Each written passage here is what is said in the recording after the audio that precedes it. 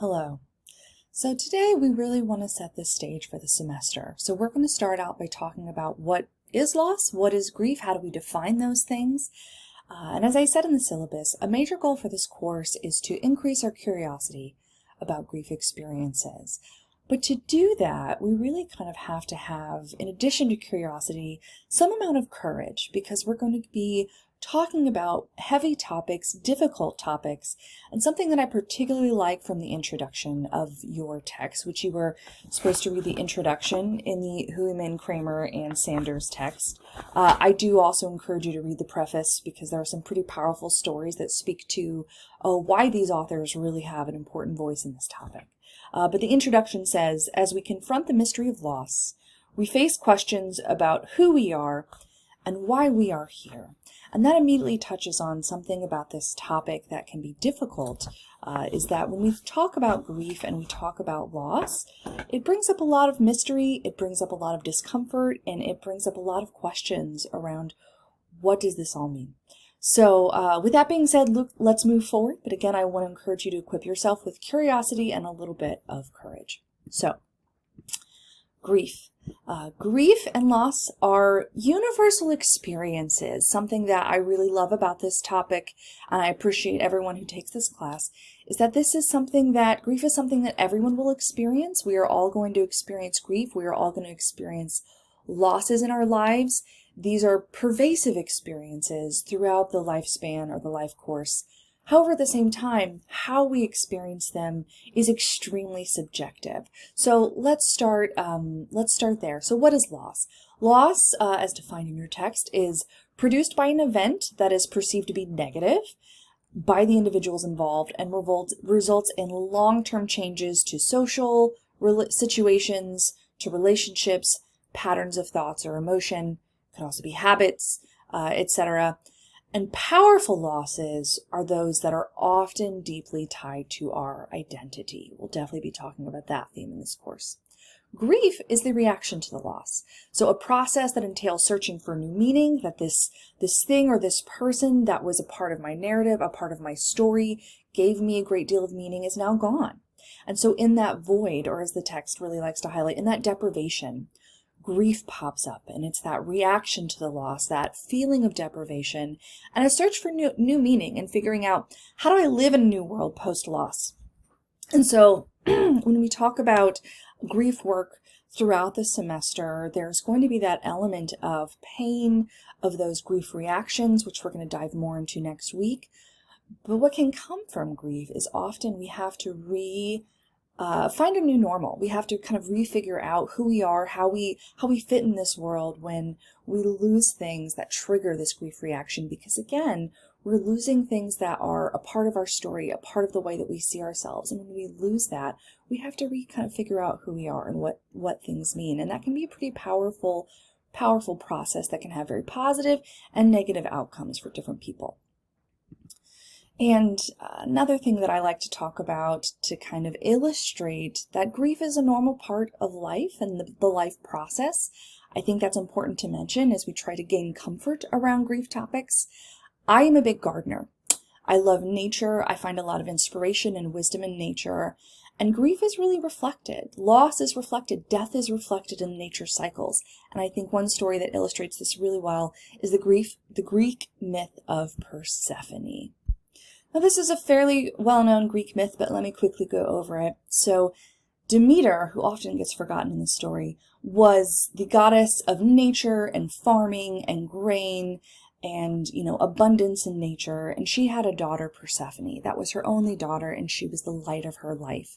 And they had a very close relationship, sort of a Gilmore Girls thing going on.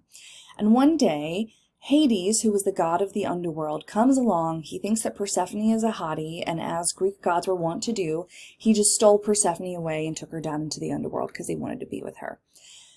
Persephone was gone, and Demeter was so overcome with grief that her daughter, the light of her life, was gone, that she was filled with anguish, and she caused the fields to go barren, the trees to wither, And we get this sense of fall and winter, that she said nothing else can grow. And so Zeus had to get involved and say, hey, Hades, listen, you're my brother, but, the humans upstairs, they need to eat food, and Demeter's so sad and upset that you took her daughter that she's causing all the crops to die. And so Persephone was going to go back home to be with her mother, but before she did that, she ate a pomegranate seed, and, I don't make the rules. For some reason, that meant that she had to stay, or at least part of the time, down in the underworld with Hades. And so the Greek myth of kind of the cycles of nature are, in the fall, Persephone is going down to the underworld. In the winter, she's been down there for a long time. Demeter is grieving.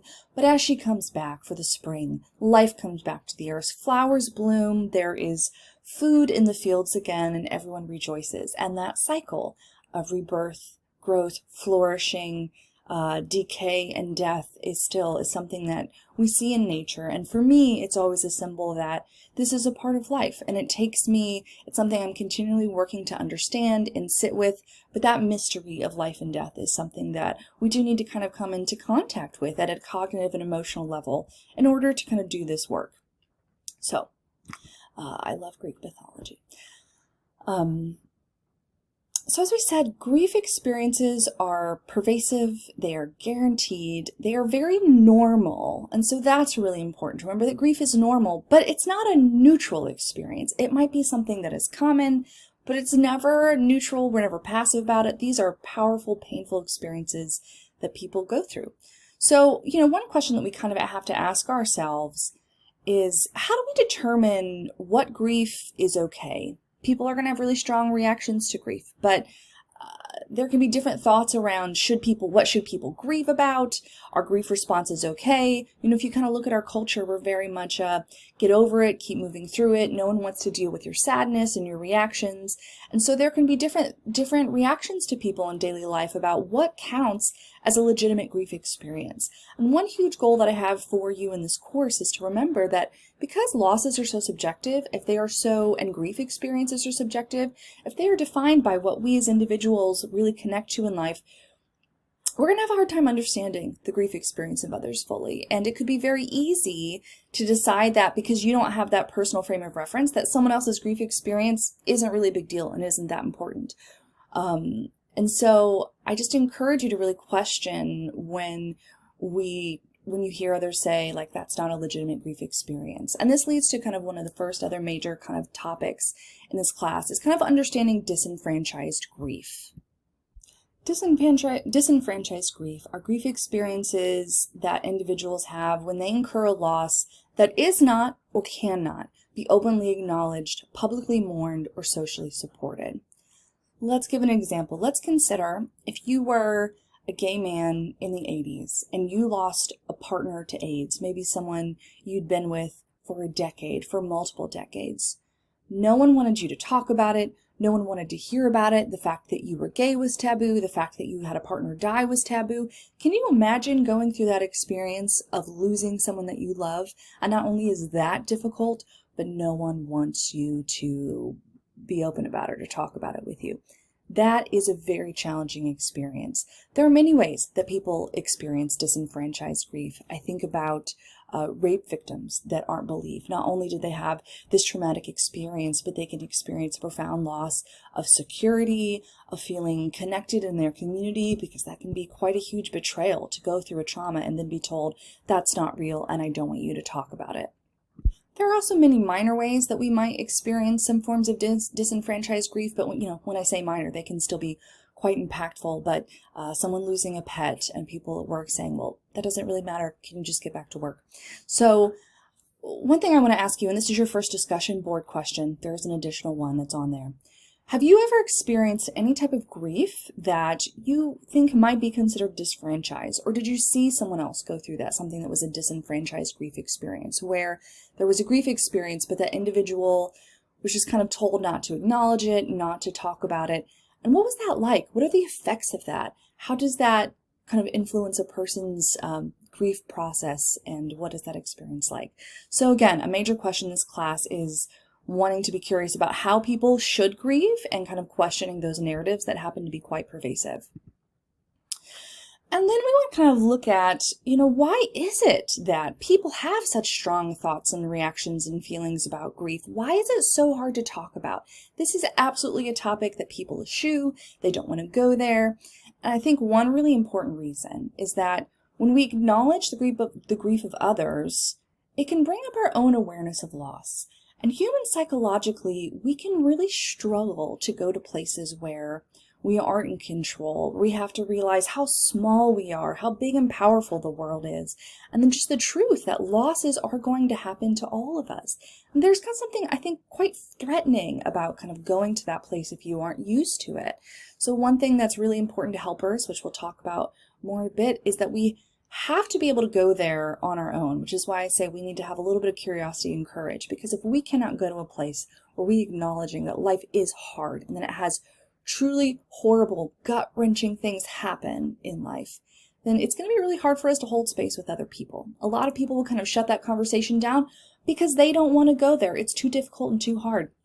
I think about in the introduction, you have several of the authors talk about different grief experiences. Again, I strongly encourage you to read that. And one of the authors talks about working with a couple social workers, and there was one man who came to work and he had lost a baby. And all of his coworkers who were, they were social workers. They were people that should have, as many of us do there in the Health and Human Services, they should have some training around that. But his colleagues were so shocked by that experience that they didn't offer any sympathy or support, and they, in fact, were kind of asking and expecting him to take care of their feelings about it. And imagine how stressful that is and how hard that is to experience a loss, and then because everyone's kind of shutting down and they don't want to go there, you then feel like you have to make everyone feel better. That is not a situation we want to put people in, and as helpers, we really want to make sure that we are not causing more work for the person that is grieving. So again, first and foremost, we have to kind of be comfortable in that space and remember to hold space for other people and show them empathy and kindness, and not make them deal with our own reactions because we're uncomfortable with the fact that life is very sad and hard sometimes. As I said, it's also very complex, ambiguous, and individualized. Grief, even looking at grief theory and grief interventions, there are a lot of things that there are a lot of evidence around that can be quite useful, but not everything is going to work for everyone. It can be so individualized and hard to understand someone's grief experience. Still a worthwhile goal to try and understand someone else's grief experience. But it's not tidy, it's not a black and white situation, so I think that can be another reason why grief can be hard to talk about, because it takes some amount of cognitive and emotional complexity. Cultural norms also greatly influence grief experiences, how people grieve, what they feel they're allowed to grieve. So cultural norms can impact beliefs around grief and expressions of grief. In the United States, we don't have a particularly strong culture in making room for grief and talking about it. We like to focus on being young forever and getting all the money we can and being in control, and that's quite antithetical to what grief is and what it kind of says about life. And lastly, there are also a lot of debates around what even is healthy grief, and you can see that in psychological mental health community. This has long been debated, from people thinking that everyone who goes through grief experience needs some kind of treatment or support, to others say, that's not really necessary, it's a natural process. But then we also know that there are times where people can get into grieving, and it can go so far, and they can become so lost and disoriented to everyday life that they pull away, and they're kind of no longer able to kind of engage in life here. So the DSM-5, which is the Diagnostic Statistical Manual of Mental Health Disorders, released an update in 2022 adding prolonged grief disorder. There was complex grief in the DSM-4. It was hotly debated. It defined that grieving past 6 months was unhealthy, and then it was something that people needed treatment. The mental health community said, no, that's not, 6 months, that's really not that much time. But I think the prolonged grief disorder does a much better job of sort of defining it's not just grieving, now it's past a year for adults or 6 months for a child. It's not just still having grief symptoms, it's having particularly severe grief symptoms, where again, you're kind of not able to engage in daily life. There may be numbness, severe emotional pain, often comes with sleep disorders, comorbidity with PTSD and depression, etc. But again, the point here is that we have long debated what is healthy grief and what does that look like and what does that mean. And while we have, I think, better parameters for that than we did in the past, I still think that's an important thing to question and be curious about as we later in the semester look a little bit more at grief treatment and kind of understanding when is grief gone to a point where someone really might need additional intervention, and when is this just kind of a normal life process that someone just might need extra support. As helpers, what do we need to know? So in this course, again, we're going to explore theories, models, and interventions. While we remember that every grief experience is unique, it is also helpful to have models that can kind of help us make sense and standardize a little bit to understand this experience. Another important thing, as I've said many times, a lot of the literature, a lot of these grief models are built around the grief experience of bereavement, which is death, losing someone in death. There's still a lot to be done in kind of understanding how these theories and models could apply to non-death losses, but that is exactly a part of what you're going to do in multiple assignments here. We are kind of growing our understanding of grief, which our text does a great job of understanding that we experience millions of losses in life to different severity, and it's important to kind of recognize them for that.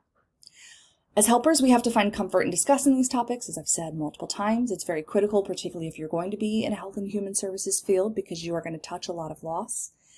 And then here are a couple quotes from this book, Grief and Loss by Stephen J. Freeman. He's kind of a major author in the grief world and someone that I have a part of my library. A good pickup if someone is hoping to do more of this work. And Freeman says, in the final analysis, the truth is probably that there are no absolute or universally correct expectations, nor is there one right way to effectively work with the bereaved.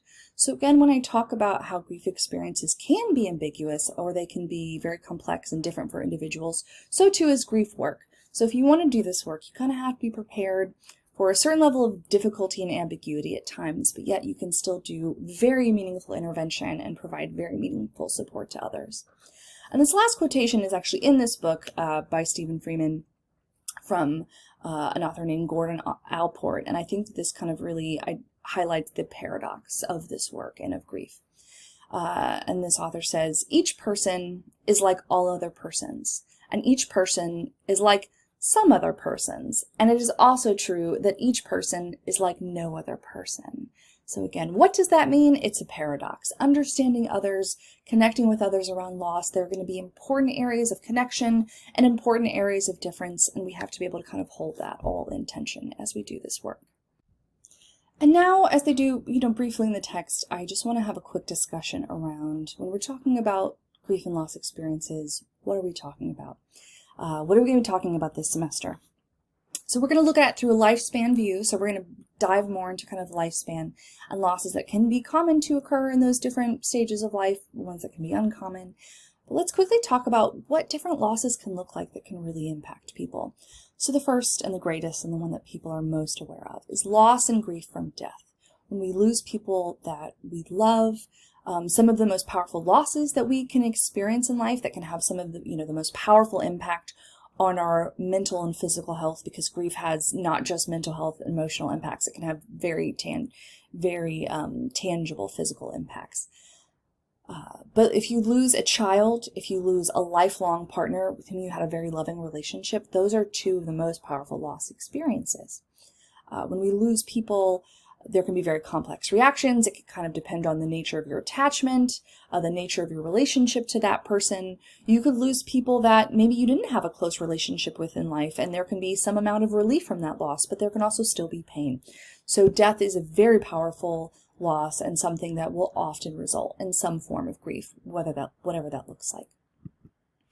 Another topic that has been getting kind of growing recognition are, the experience of loss and grief when we lose pets.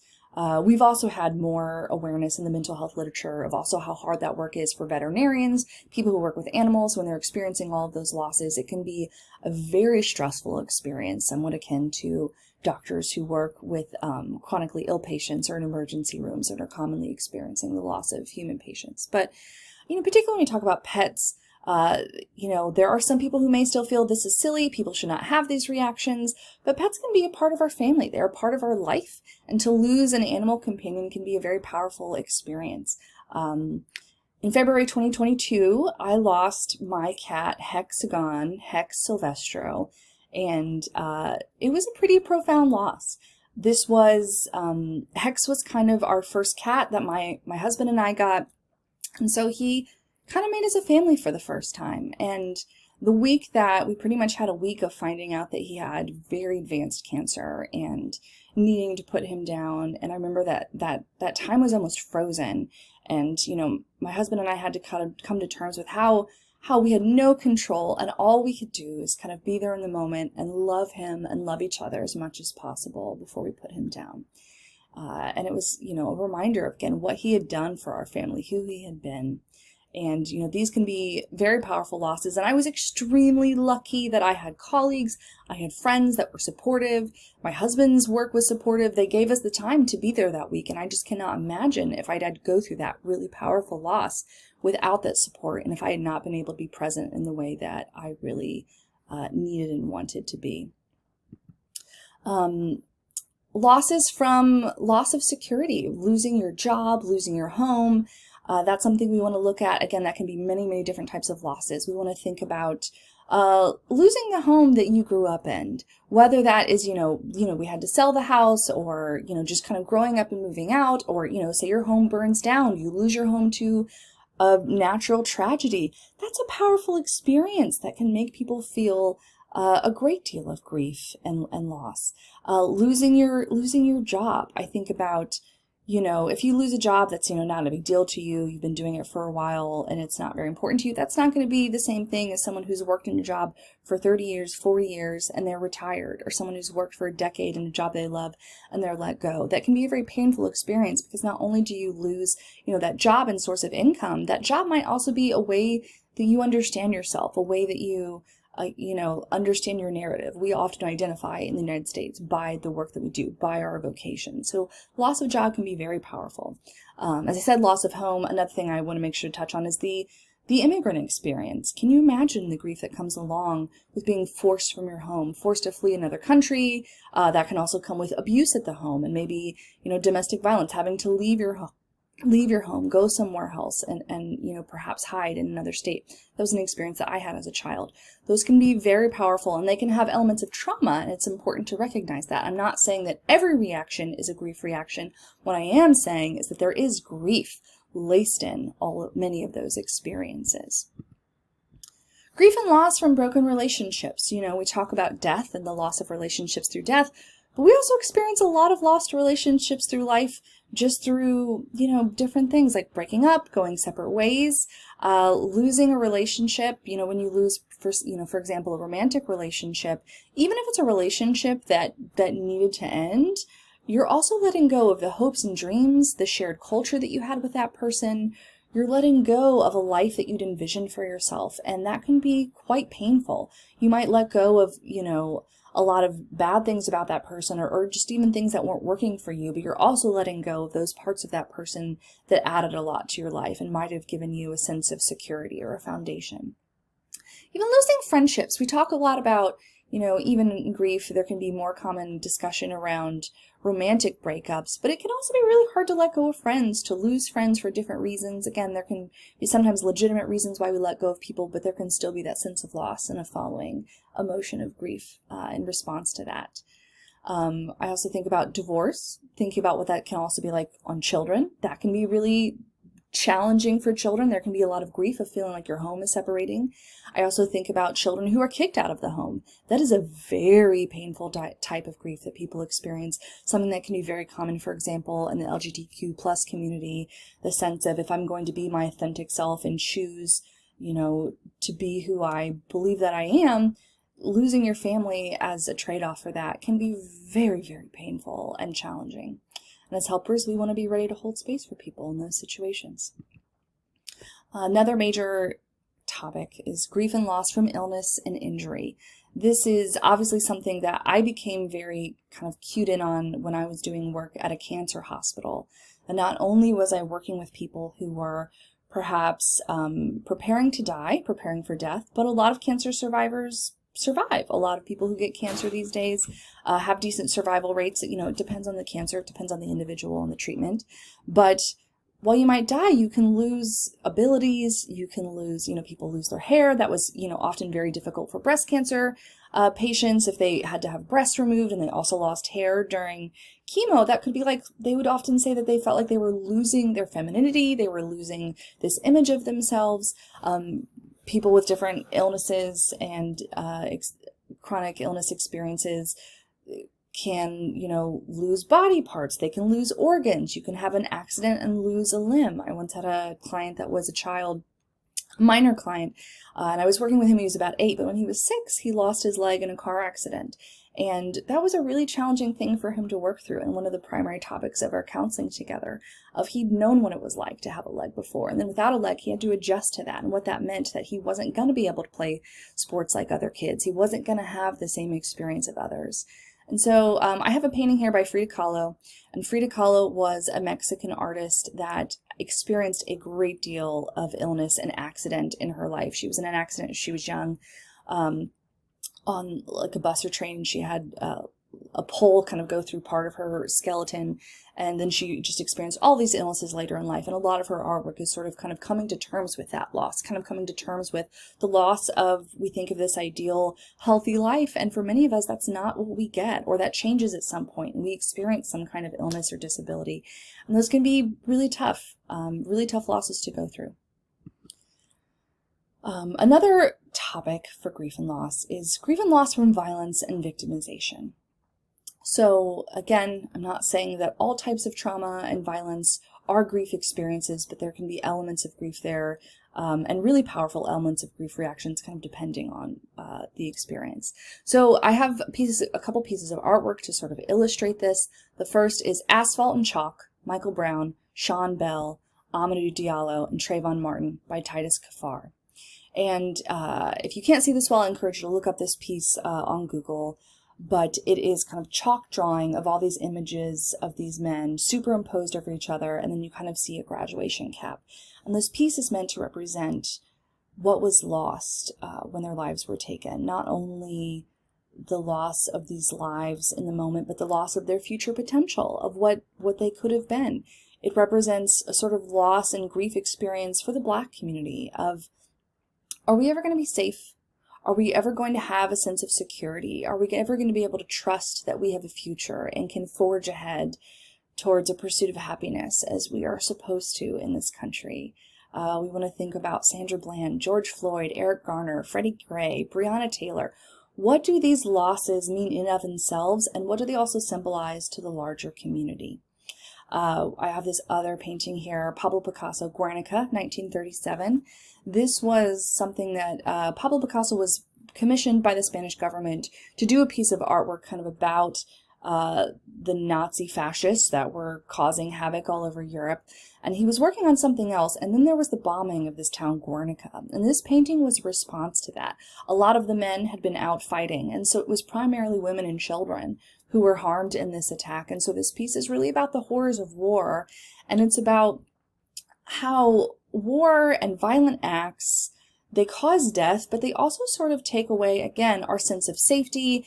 They can make us kind of question our view of the world, of what's possible. Does goodness exist? That we have to kind of confront evil, and evil in itself, violence and victimization in itself, they take away something from us, and we kind of have to figure out how to respond to that and how to kind of, fight back against that within ourselves. But that process can come with grieving. And again, as I talked about before, when we think about rape victims, there's the trauma, but then there can also be the sense of losing who you thought you were, losing your sense of security. Those can be powerful and often not talked about grief experiences.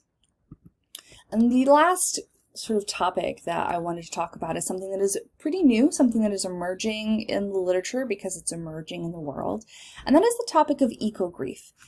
The idea that there are people, myself among them, who are seeing the planet kind of struggle, burn, that we're seeing animal species struggle, animal species going extinct, and there can be a sense of grief that our Earth in many ways is really struggling and really suffering. I think about, a couple years ago, there were wildfires across Australia that killed literally 1 billion animals. There were wildfires in the Amazon that are taking down trees that we need to kind of keep healthy oxygen levels on our planet, taking away all these animals. And there was this story that really stood out to me that I think illustrated eco-grief really well. It was about a researcher who was in Australia studying the Great Barrier Reef. And he'd spent about 2 years searching for an assistant to help him in his studies. And by the time he finally got an assistant, most of the reef where he was had died. And so he wrote this paper about his grief experience, about, studying the barrier reef that he loved and the fish and the wildlife and the habitat, and then seeing it slowly perish, and that being kind of his life's work and that loss experience. So eco-grief, again, that's kind of an emerging grief topic. I think it's something that younger generations are certainly going to experience more as we can continue to kind of see this devastation. I just wanted to go back real fast to this topic of violence and victimization. I would be remiss not to mention that, in the United States, we've also seen, think about, grief reactions to increased gun violence, when we think about school shootings, when we think about the random acts of terror that have happened in Jewish synagogues, in Muslim temples, in Black churches, when we see these murders happening. Just in January 23, there was a Asian student outside of some Indianapolis college. I'm from Indianapolis, I can't remember the name, but she was just at the bus, like class had gotten out, she was waiting for the bus, and a woman came up and just stabbed her in the head. And the Asian community, because the woman was racist and had said, I want one less person who's going to be an enemy of America out there. And so the Asian community having to react like, am I safe? Is this okay? This was just a 21-year-old, 20-year-old at 4 o'clock in the afternoon. So again, I think violence and victimization are just very important topics that we can see in today's society as important loss experiences. So I hope that this has been informative, that this has given you a little bit of curiosity, again, about maybe the breadth of grief topics that we're going to talk about this semester. I hope you enjoyed the reading, and go ahead and head over to the discussion board. Bye, everyone.